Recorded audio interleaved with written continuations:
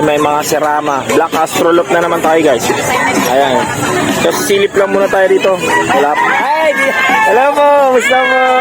Ayan, si ate, oh. Ayan, marami pong basher. Bawal, may music. Ayaw mo, ay, kaya.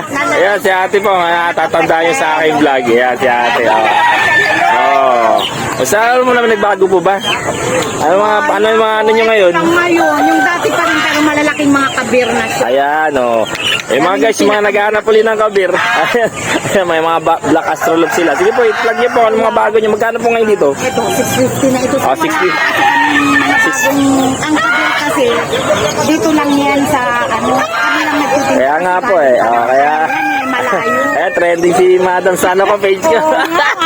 Ayan, mga nangangailangan po dito kay ate, oh, kay Madam, oh. Dito po yung mga kabir nila. Dito 650, tapos dito magkano po dito? Mga 450 yan, sir. Ah, ito 450. Sa mga anong po to? Yan yung mga dark mahogany. Dark mahogany nila, oh, ito. Guys. Island, Chinese Silky, Oh, ayan, Alien oh. Black Astrolop. Oh, meron din silang ganito, maliliit. Chinese Silky Chicken 300. Silky namin. Oh, ayan nga. Puntahan ko nga minsan yan. Saan po ba yun yung farm nyo?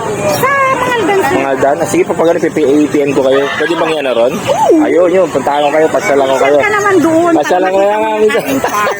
Pasyalan ko minsan.